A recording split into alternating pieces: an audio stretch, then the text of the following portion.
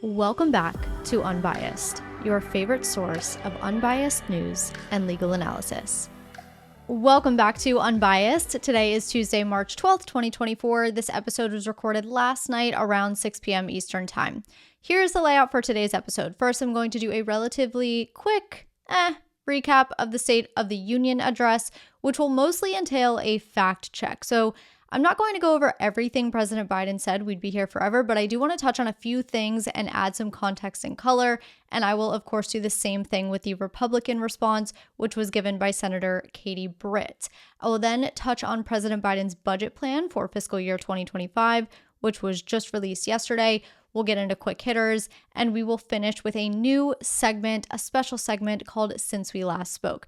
Now, the reason this is a special segment is because this only happens when I skip an episode, and it's essentially a way for me to catch you up on a couple of important matters that I would have covered in the last episode had it not been skipped.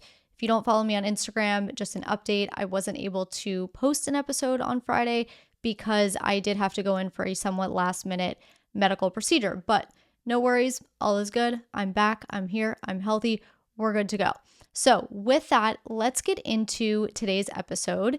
And actually, you thought I forgot, and I did for a second. Of course, if you love what you hear today and you feel more informed after listening, you know what to do. Please show this show some love. Show this show some love, whether that's by leaving a review, hitting the like button on YouTube, leaving a comment, whatever it is. Thank you in advance for that.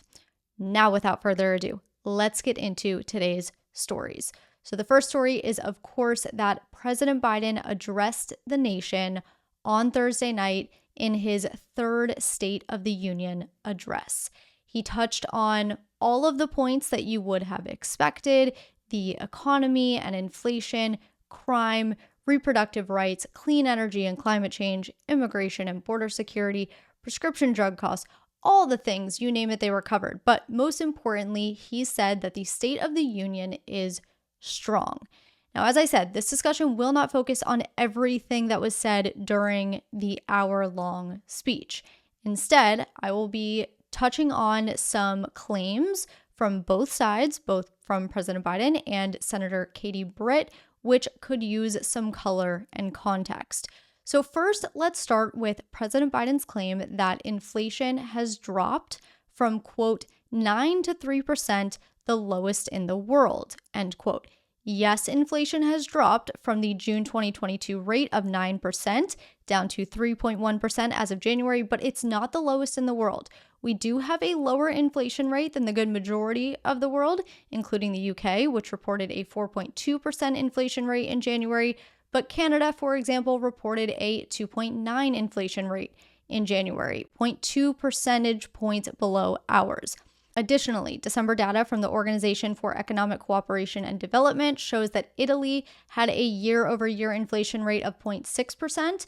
Other countries with lower inflation rates as of December include Denmark, 0.7%, Lithuania, 1.2%, and Belgium, 1.4%.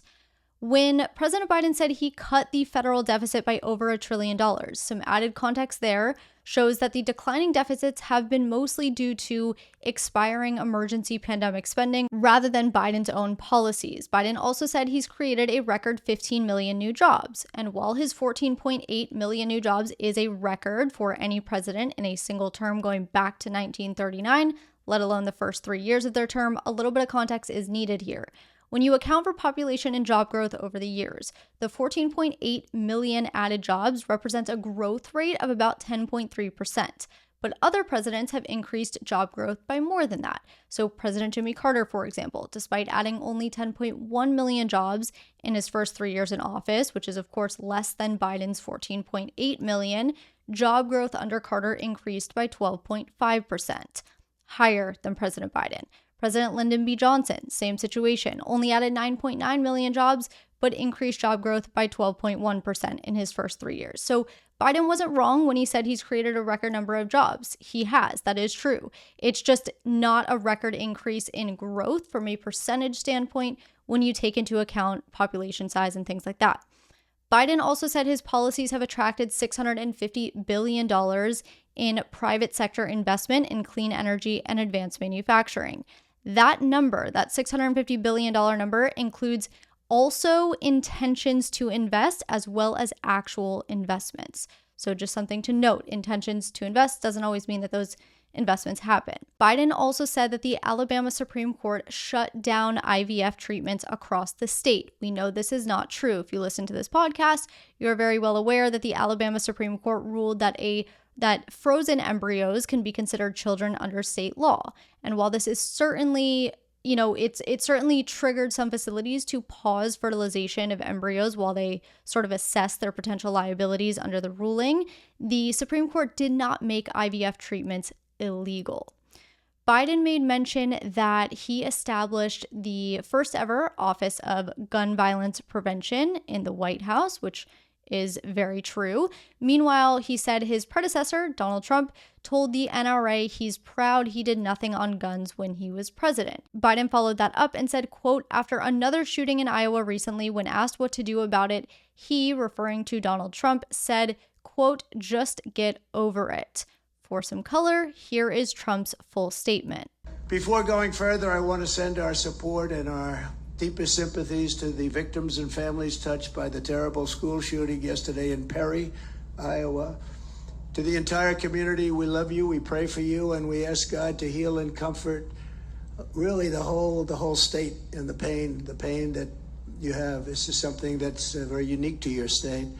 We're really with you as much as anybody can be. It's a very terrible thing that happened, but we have to get over it. We have to move forward. But to the relatives and to all of the people that are so devastated right now, to a point they can't breathe, they can't live, we are with you all the way. We're with you, and we love you and cherish you. And finally, President Biden said billionaires pay an average federal tax rate of 8.2%, which he says is less than that of the rate paid by a teacher, a sanitation worker, or a nurse.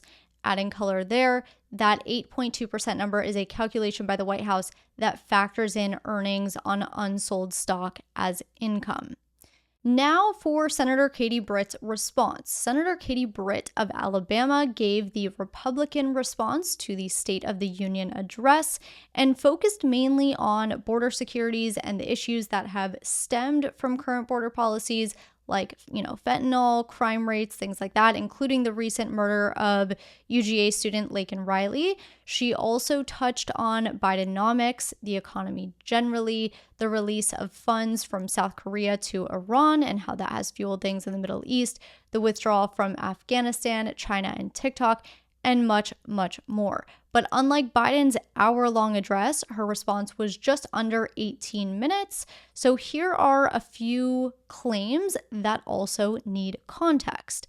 First, Senator Britt claimed that within minutes of taking office, Biden suspended all deportations, halted construction of the border wall, and announced a plan to give amnesty to millions. So Biden did not suspend all deportations. That is false. So if we add a little bit of context here, the day President Biden took office, he issued an executive order which outlined his administration's approach to immigration policy. That memo said in part, quote, the policy of my administration is to protect national and border security, address the humanitarian challenges at the southern border, and ensure public health and safety, end quote. That very same day, the acting Secretary of Homeland Security issued a memo, and that memo ordered a, quote, 100-day pause on certain removals to enable focusing the department's resources where they are needed most, end quote. So that memo did not suspend all deportations, as Britt stated, and it came with exceptions for situations in which deportations would not be paused as well. Those exceptions included threats to national security, people who had entered the country within the previous 3 months' time, those who had voluntarily waived any right to stay in the country, as well as people who the director of ICE singled out as needing to be deported for legal reasons. The next claim that Britt made that needs context is that we are experiencing the worst inflation in 40 years. And while it's true that inflation hit a 40-year high in June of 2022, the current inflation rate is, as I mentioned before, 3.1%. Therefore, we are not currently experiencing the worst inflation in 40 years. That statement would have been true 2 years ago, but is not true today. And finally, Senator Britt's story about the woman at the border. You may have heard this one because this is actually something that's been making some headlines. Britt claimed that when she took office, she took a different approach from Biden when it came to border security and actually went to the border herself. So she recounted a story in which she went to the Del Rio region of the border, and she spoke with a woman who said that she had been sex trafficked by cartels, by Mexican cartels, starting at the age of 12, and was raped multiple times a day while she was in captivity. And Senator Britt suggested that the sexual assault had taken place in America. What Senator Britt said is, quote, "We wouldn't be okay with this happening in a third world country. This is the United States of America, and it is past time, in my opinion, that we start acting like it," end quote. As it turns out, and as Senator Britt's communication director has in fact confirmed, this story originates from a woman by the name of Carla Jacinto Romero. Carla Jacinto Romero works as a spokesperson for victims of human trafficking. And what Romero says is that she met Britt at an event at the Del Rio border with other government officials and anti-human trafficking activists. So it wasn't this one-on-one conversation as Britt made it sound. Furthermore, Romero says she was never trafficked in the United States, never happened in the country, and she was not trafficked by Mexican drug cartels. Instead, she says she was trafficked by a pimp who operated as part of a family that entrapped girls to force them into prostitution.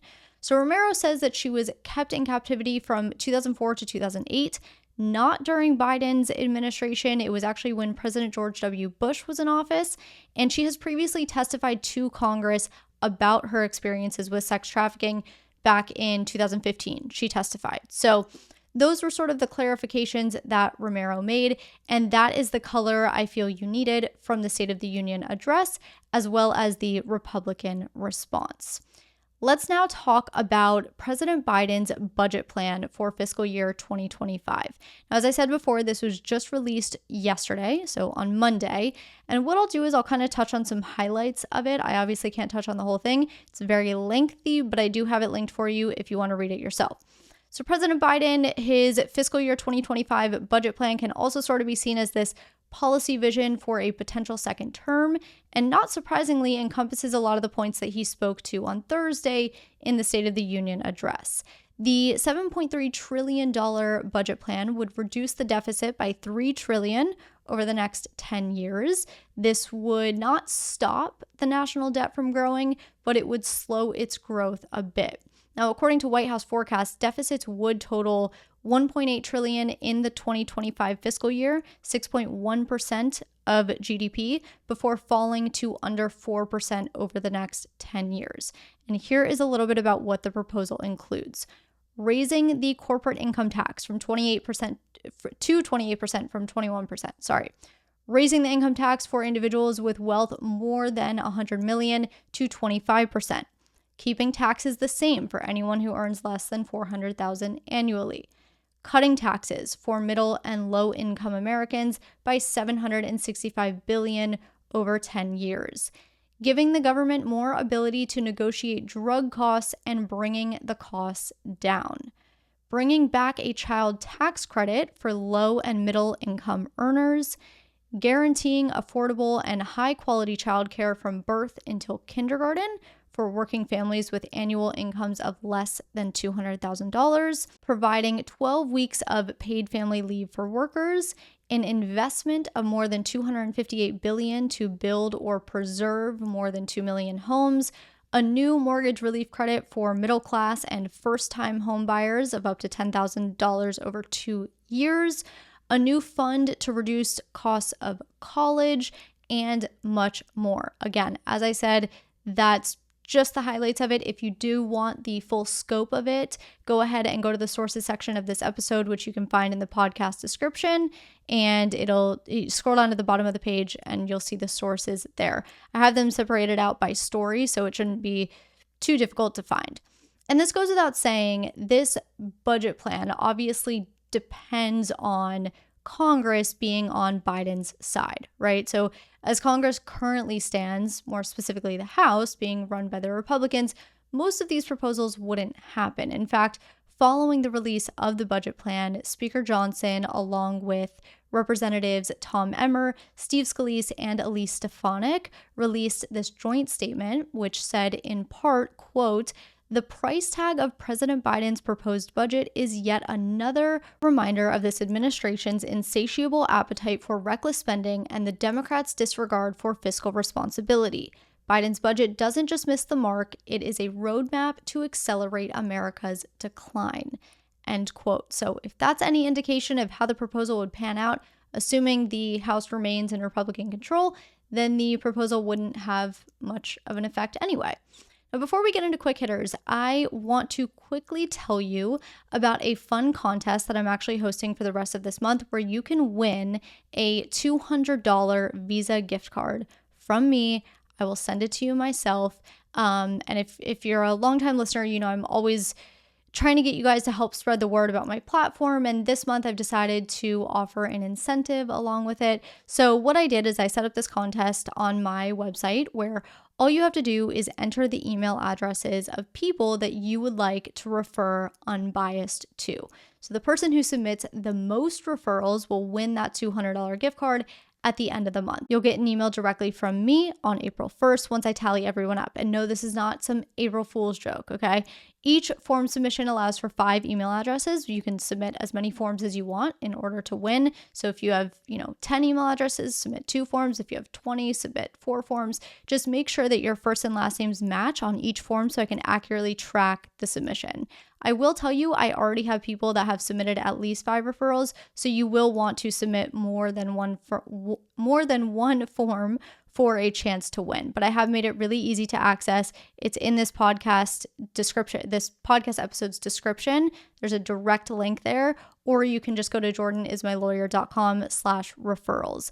And again, that contest will close on March 31st at 11:59 p.m. Eastern time. So just be sure to get all of your referrals in before then. And if I were you, I would just do it now so I don't forget. But I will keep you updated each week as to how many referrals the winner has, so that way you can try to beat it. Okay, now let's get into quick hitters. The first quick hitter I have for you is about this port in Gaza, or this pier, I should say. It was first announced at the State of the Union address.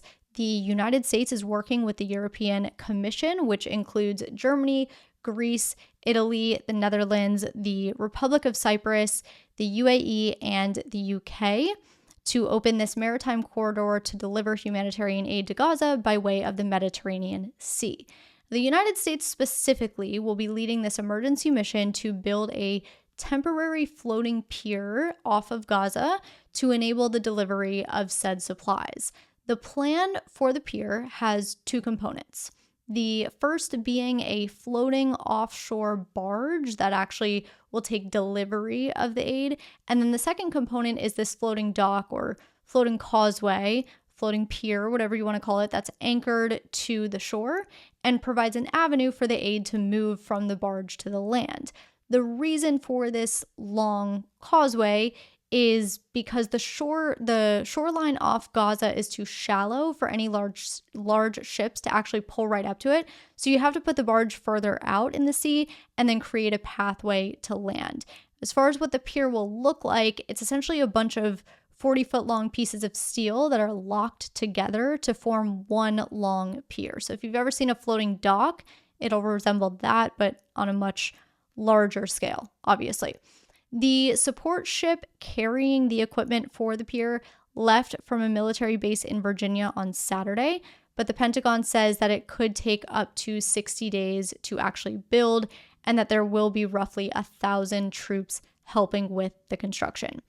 Pentagon Press Secretary Patrick Ryder did say that U.S. troops would not be going ashore in Gaza and did acknowledge that there is a risk of Hamas attacking the port system, but that the Pentagon had not yet determined how the port would be secured against any of these potential threats. And I do want to point out that Palestinians, Gazans, also feel that Israel carries out these attacks as well. So although the Pentagon said it's at risk of Hamas attacking the port system, it's only fair to acknowledge that Palestinians and Gazans also feel that this port is at a risk of being attacked by Israel so as to limit the aid into Gaza.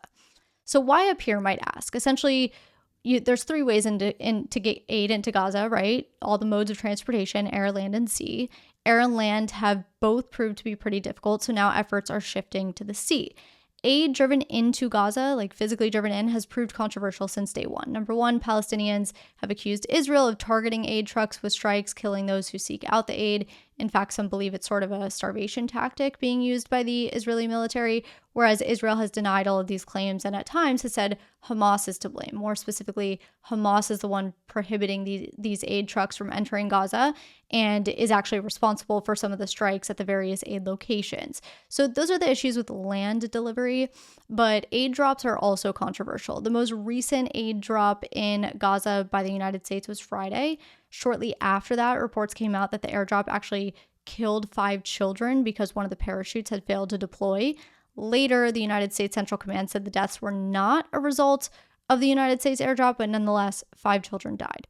Aside from this sort of potential harm, if a parachute fails to deploy or something, some say airdrops just aren't sufficient. So over the course of the last week or so, the United States has carried out 4 different airdrops, and over the course of those 4 drops, delivered a total of about 124,000 meals.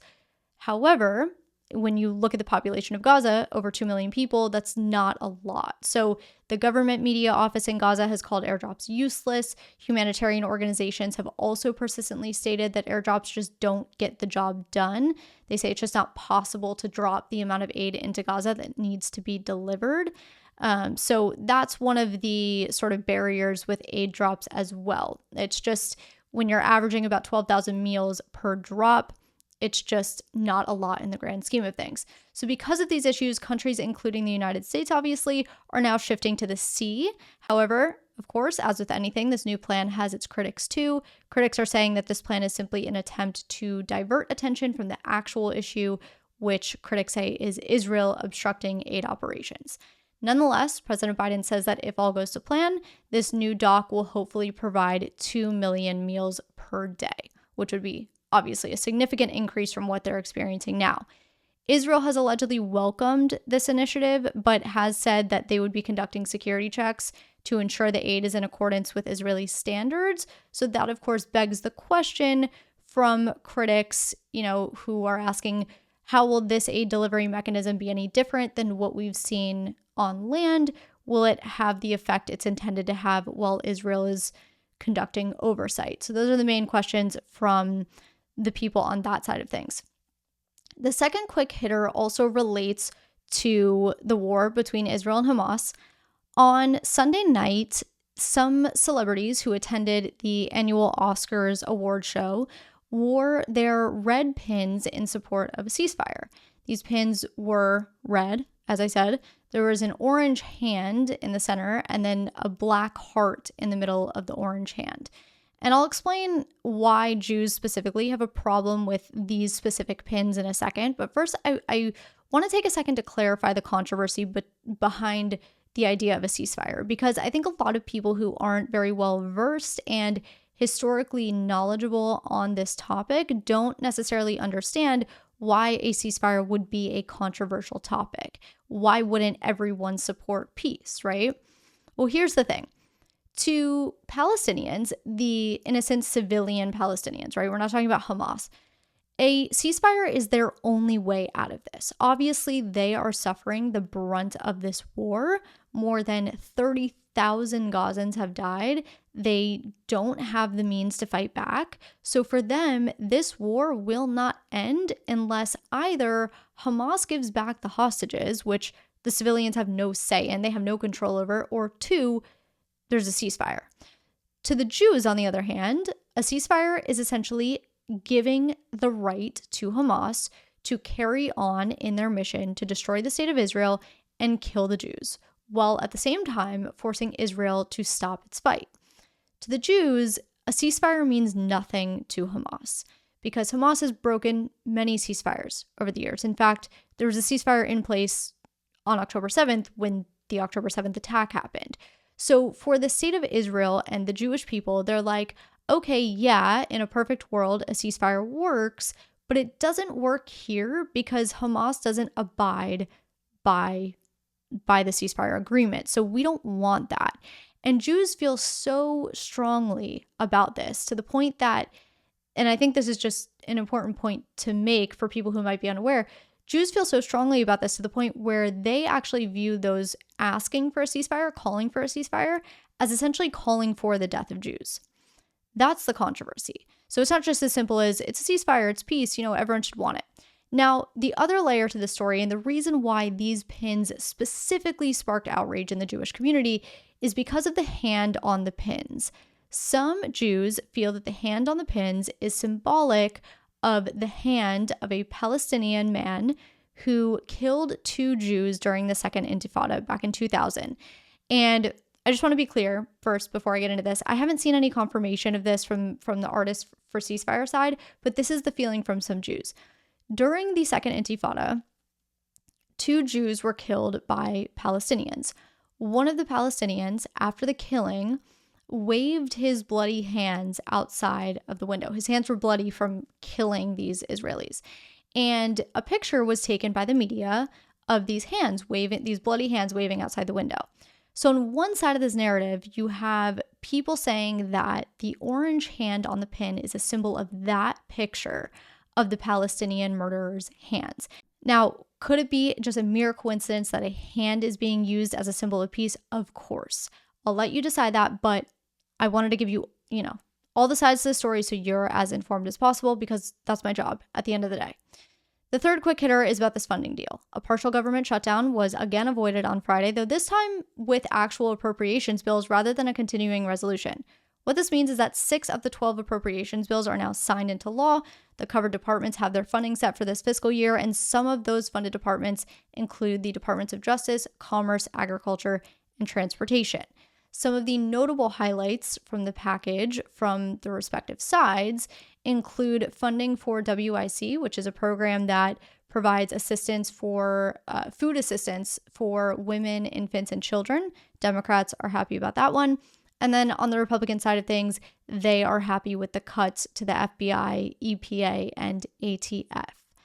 The government still has one more hurdle before it can officially turn this page on this lengthy 2024 fiscal year funding chapter, that last hurdle being the passage of 6 more appropriations bills to bring the total appropriations bills passed to 12, because that's how many we need every year. And the remaining 6 agencies are currently being funded through March 22nd. So that means Congress has until March 22nd to pass the remaining bills. Otherwise, it could resort to yet another continuing resolution if it doesn't get there, but we will see. Cost-wise, the 6-bill package just signed into law on Friday allocates $467.5 billion in funding, and the next 6-bill package, which will include funding for the Department of Homeland Security, the Pentagon, and others, is expected to exceed $1 trillion in funding. Quick hitter number 4.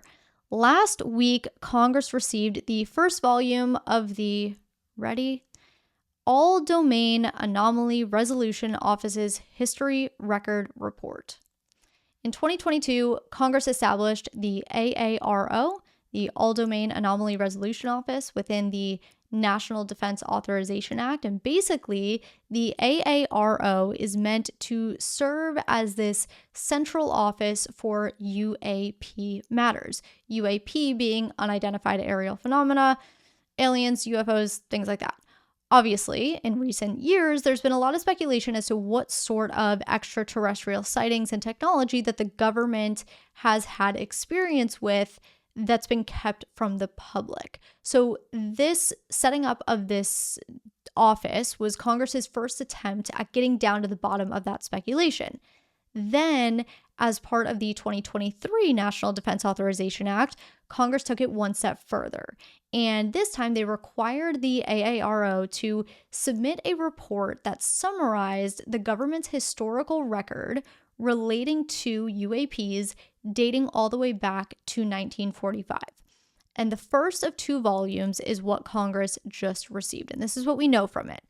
So the AARO says that after reviewing all UAP investigations conducted by the United States government since 1945, this includes material from both classified and unclassified archives, as well as interviews that they conducted, they have found no evidence of any confirmed sighting of extraterrestrial technology. The AARO also found no evidence that United States government or private companies have access to extraterrestrial technology, and according to its assessment, most UAP sightings are ordinary objects that are misidentified. So here's where things are a little bit interesting, I suppose. The report then goes on to say that there is a persistent narrative in pop culture that the government or a secret organization within the government had recovered several what are called off-world spacecraft and extraterrestrial biological remains. And the allegations were that the government operates these programs to reverse engineer the recovered technology. So what the report said is, quote, the AARO recognizes that many people sincerely hold versions of these beliefs. The goal of this report is not to prove or disprove any particular belief set, but rather to use a rigorous analytic and scientific approach to investigate past U.S. government-sponsored UAP investigation efforts. AARO found no empirical evidence for claims that the United States government and private companies have been reverse engineering extraterrestrial technology, end quote. However, the report says that the AARO did discover a program that was proposed to the Department of Homeland Security back in the 2010s. Its code name was Kona Blue, to do just that, reverse engineer any recovered extraterrestrial aircraft. So Kona Blue wasn't reported to Congress at the time because it was never established as a highly classified special access program. Congress was notified of the program when it was identified, quote, in the spirit of transparency in this new report. Now, you may remember at a hearing last year before the House Oversight Committee, a former Air Force intelligence official testified that the government was covering up the existence of an effort to recover and reverse engineer extraterrestrial craft. And at the time, Pentagon officials, including then AARO Director Sean Kirkpatrick, said that these claims were categorically false. So the report sort of said, well, it's not necessarily categorically false. There was an effort to create a program like that, but the report noted that Kona Blue was ultimately rejected by Department of Homeland Security leaders because it lacked merit. And the report says nothing otherworldly was ever recovered. So that program was sort of a hypothetical program. If anything were to be recovered in the future, maybe we could reverse engineer it. So these are some of the claims that were addressed in Volume 1 of the report, and then additional claims will supposedly be detailed in the second volume. So we will see. Quick hitter number 5, the last one, Airbnb announced on Monday that it is banning the use of indoor security cameras for all of its listings. The company said indoor security cameras are now prohibited in any listing, regardless of their location, purpose, or prior disclosure. Previously, hosts were allowed to have security cameras. They had to be in common areas inside. So as long as the devices were clearly disclosed on the listing page and placed in visible spots in the home, they were allowed, but cameras were never allowed in private areas. So bedrooms, bathrooms, anything like that couldn't have cameras. Now, no indoor cameras at all. The update said hosts have until April 30th to remove any indoor security cameras. And after that date, a host who is found to be in violation of this could potentially have their listings or accounts removed from the platform entirely. Finally, let's touch on since we last spoke. This final segment, again, it's just a couple of stories that would have been included in Friday's episode, but obviously because of my absence, they're being covered today. The first one is about Sweden's membership to NATO. You've probably heard that Sweden officially joined NATO last week. Sweden's flag just went up at the NATO headquarters yesterday. But why does it matter? For one, it means that Sweden is no longer neutral and is now a part of this pact of 32 countries that vow to defend each other should one country be attacked, right? An attack on one is an attack on all. But the second part as to why it matters is that this is sort of a loss for Russia. When Russia invaded Ukraine 2 years ago, Russia's intention was to not only take control of Ukraine, but in doing so, he wanted less, when I say he, I mean Putin, wanted less NATO and more control over his neighboring countries. However, when Russia invaded Ukraine, both Sweden and Finland ended their years of military neutrality, and they both applied to join NATO. Now, it took Sweden a little bit longer to get accepted, but in a sense, what this means is that the more countries in NATO, the more of a threat that NATO is to Russia, right? With the addition of Sweden, NATO has 32 members. Of the EU's 27 members, the only members not a part of NATO are Austria, Cyprus, Ireland, and Malta. Sweden was a part of that group until last week. And obviously, NATO has non-EU members as well. It is also worth noting that Ukraine has applied to join NATO, but the issue there is that because NATO members are obligated to defend each other, and Ukraine is currently in the middle of a war with Russia, if Ukraine were to be accepted, the other NATO members would have to join the war. So that doesn't look like it's happening anytime soon. The second and final sort of, since we last spoke, story is about Alabama's in vitro law. So I was covering Alabama's Supreme Court ruling about embryos, and I wanted to follow it up with this. Alabama's governor signed a new law that protects IVF patients and providers from legal liability in the event of death or damage to an embryo in the in vitro process. So as I discussed a few weeks ago, the state Supreme Court ruling found that an IVF provider could be held civilly liable for wrongful death of a minor in the event that a patient's frozen embryos were destroyed. And the reason being, the court held, is that an embryo has personhood as a child, and therefore, under the terms of the statute, civil liability can attach in those situations. Well, immediately following that ruling, some of the IVF providers in Alabama said they weren't going to fertilize eggs until this issue was sorted out and they were able to sort of assess their potential civil and criminal liability. This, along with the ruling itself, led to Alabama lawmakers drafting a bill that protects both IVF patients and IVF providers from any potential liability. Specifically, what the law says is this. It says, quote, "No action, suit, or criminal prosecution for the damage to or death of an embryo shall be brought or maintained against any individual or entity when providing or receiving services related to in vitro fertilization," end quote. The law does allow for a manufacturer of goods used in the IVF process or an entity responsible for transporting stored embryos to be held liable, but caps those damages available to the plaintiff. So what the law says in regards to damages is this. It says, quote, "For the damage to or the death of an embryo brought against the manufacturer of goods used to facilitate the in vitro fertilization process or the transport of stored embryos, damages shall be limited to compensatory damages calculated as the price paid for the impacted in vitro cycle," end quote. So no additional damages for pain and suffering, mental anguish, none of that. It's just to be paid back for the price paid for that in vitro cycle.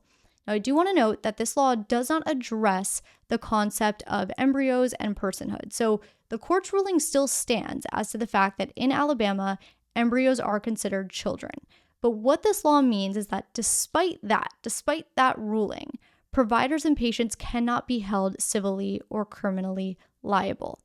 That is what I have for you today. Thank you so much for being here. Don't forget to participate in that contest so you can win $200, and I will see you on Friday.